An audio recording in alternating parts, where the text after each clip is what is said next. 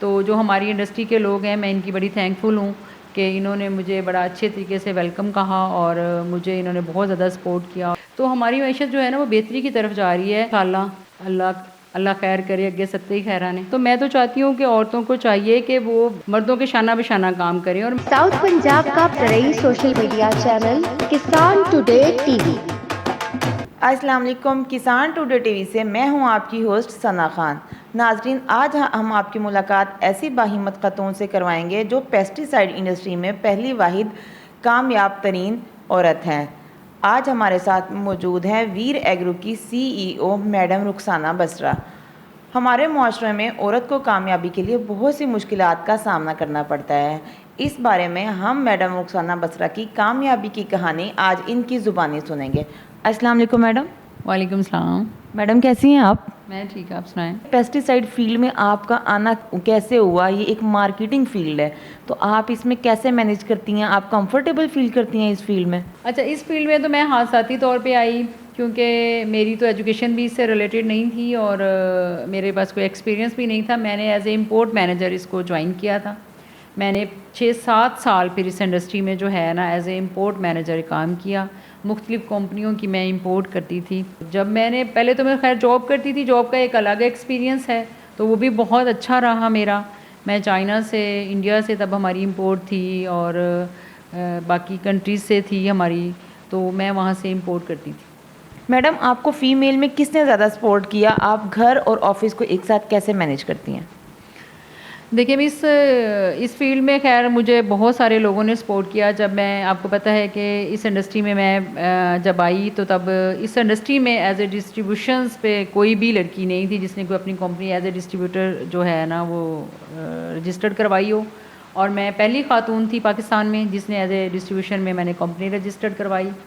और मेरे लिए बहुत मुश्किल था, ये एक मर्दों का बिज़नेस था, वहाँ पे आके भी ऑलरेडी कोई फ़ीमेल थी ही नहीं, तो मेरे लिए बहुत मुश्किल था। खैर बहुत सारी मुश्किलात भी मुझे फ़ेस करनी पड़ी, लेकिन इन लोगों का बहुत शुक्रिया है कि इन लोगों ने मुझे बड़ा मेरे साथ कोऑपरेट किया और इन लोगों ने मेरे साथ बिज़नेस किया और इन्हीं लोगों से फिर मैंने सीखा भी ना। तो जो हमारी इंडस्ट्री के लोग हैं, मैं इनकी बड़ी थैंकफुल हूँ कि इन्होंने मुझे बड़ा अच्छे तरीके से वेलकम कहा और मुझे इन्होंने बहुत ज़्यादा सपोर्ट किया। और आज अल्लाह का शुक्र है कि मेरे पीछे बहुत सारी फ़ीमेल्स हैं जो इस टाइम कंपनियां रन कर रही हैं और वो इस यानी कि पेस्टिसाइड फील्ड में आई हैं। आपकी कंपनी की अद्वियात कौन सी हैं और आप किसानों को अपनी कंपनी की अद्वियात के बारे में कैसे आगाही फराहम करती हैं? मिस, हमारे पास आलमोस्ट सारे प्रोडक्ट ही होते हैं। हमारी कंपनी में हम लोग फंजीसाइड भी करते हैं, पेस्टिसाइड भी करते हैं, वीडीसाइड भी करते हैं, साथ फर्टिलाइज़र भी होते हैं। तो हमारे पास फुल रेंज होती है, जितने भी प्रोडक्ट पाकिस्तान में यूज़ हो रहे हैं वो हमारे पास सारे होते हैं। और जो फार्मर्स को अवेयरनेस देने की बात है, तो हम लोगों ने FO रखे होते हैं और वो FO जो होते हैं, हमारे जो फील्ड ऑफिसर्स होते हैं, वो फार्मर्स के पास जाते हैं और उनको हौनो देते हैं प्रोडक्ट्स के बारे में, उनकी फसलें विज़िट देखते हैं और वो देखते हैं कि उनको किस स्प्रे की ज़रूरत है, किस फर्टिलाइज़र की ज़रूरत है।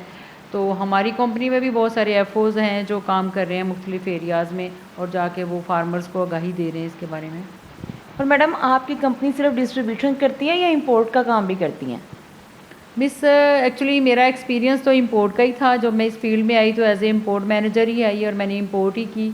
तो अब भी मैंने पहले तो मेरी डिस्ट्रीब्यूशन में मैंने कंपनी रजिस्टर्ड करवाई, तो अब मैं इंपोर्ट भी कर रही हूँ। कुछ प्रोडक्ट्स मेरे लाइन में हैं जो मैंने इंपोर्ट किए हुए हैं। तो अल्लाह का शुक्र है कि आगे जो मेरा जो नेक्स्ट है प्रोग्राम वो ज़रा इंपोर्ट पे ज़्यादा है, क्योंकि मैं चाह रही हूँ कि मैं मुख्तलिफ़ ममालिक में, बल्कि मैंने अभी विज़िट भी किए हैं, तो मेरी कोशिश है कि मैं अच्छे प्रोडक्ट पाकिस्तान में लेके आऊँ। आज का किसान काफ़ी परेशान है, इसके बारे में आपका क्या ख्याल है कि वो कैसे खुशहाल होगा? देखिए मिस, हमारी बदकिस्मती ये है कि हम लोग एक ज़रई मुल्क होने के बावजूद भी जो हमारा जो फार्मर है उसको बहुत सारे मसाइल का सामना है। क्योंकि मैं तो अब अपनी गवर्नमेंट से अपील ही कर सकती हूँ, क्योंकि लास्ट ईयर आपने देखा है कि गंदम का क्या हाल हुआ है। जो हमारा फार्मर है वो अभी तक उस क्राइसिस से निकल नहीं पाया ना।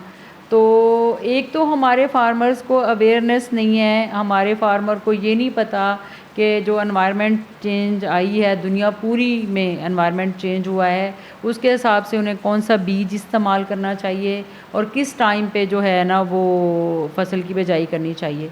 तो मेरी तो गवर्नमेंट से अपील है कि एक तो जो लेटेस्ट बीज होने चाहिए और उन पे रिसर्च होनी चाहिए और अच्छे बीज उनको प्रोवाइड करने चाहिए, और दूसरा हमारे फार्मर्स को ज़रूर ये इन्फॉर्मेशन देनी चाहिए, कुछ तरह के प्रोग्राम होने चाहिए जिसमें अवेयरनेस हो कि अब जो जैसा एनवायरनमेंट है और उसमें कौन सी फसल कब काश्त करनी चाहिए, तो ये सारा कुछ होना चाहिए। और दूसरा ये है कि जो हमारे जो एक और हमारे लिए बड़ा एक मसला बनता है कि हमारा फार्मर जब फसल तैयार कर लेता है तो उसके रेट पे उसे बहुत सारे प्रॉब्लम फेस करने पड़ते हैं, गवर्नमेंट की तरफ से रेट कम हो जाता है। उसकी रीज़न ये है कि गवर्नमेंट जो है वो एक्सपोर्ट की तरफ ज़्यादा नहीं चाह रही, और गवर्नमेंट को चाहिए कि कुछ ऐसी पॉलिसीज़ बनाएं कि हमारी जो अजनास है उसको एक्सपोर्ट करें ताकि हमारे फार्मर को भी कुछ बेनिफिट हासिल हों और वो भी खुशहाल हों। मैम, मुल्क की मईशत के बारे में आपका क्या ख्याल है? देखिए मिस, जो मुल्की मईशत की बात है ना, तो अब वो स्ट्रेस कम हो रहा है क्योंकि अब देखें कि पेट्रोलियम की प्राइसेस भी नीचे आ रही हैं, और इसके बाद जो है डॉलर में भी इस्तेहकाम आ रहा है, एक जगह पे रुक गया है जो डे बाय डे बढ़ रहा था डॉलर।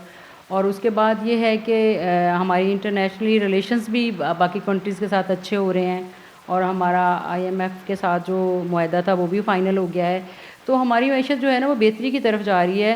तो जो है इंशाल्लाह अल्लाह खैर करे, अगे सत्ते ही खैरान है।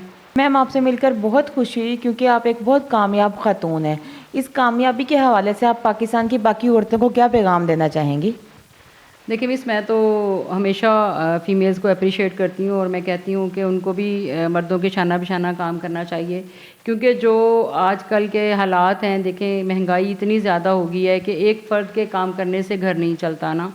अब देखें बिजली के प्राइसेस देख लें, बाकी ग्रॉसरी वगैरह की देख लें, बाकी सारी चीज़ों की देख लें, क्योंकि मैं एक घर भी साथ रन कर रही हूँ और साथ में काम भी कर रही हूँ, तो मुझे पता है कि कौन कौन से प्रॉब्लम्स होते हैं। तो मैं तो चाहती हूँ कि औरतों को चाहिए कि वो जो है ना मर्दों के शाना बिशाना काम करें, और मैं तो इस चीज़ को भी बढ़ के बड़ा प्रमोट करती हूँ कि लड़कियों को काम करना चाहिए, बिज़नेस में भी करना चाहिए।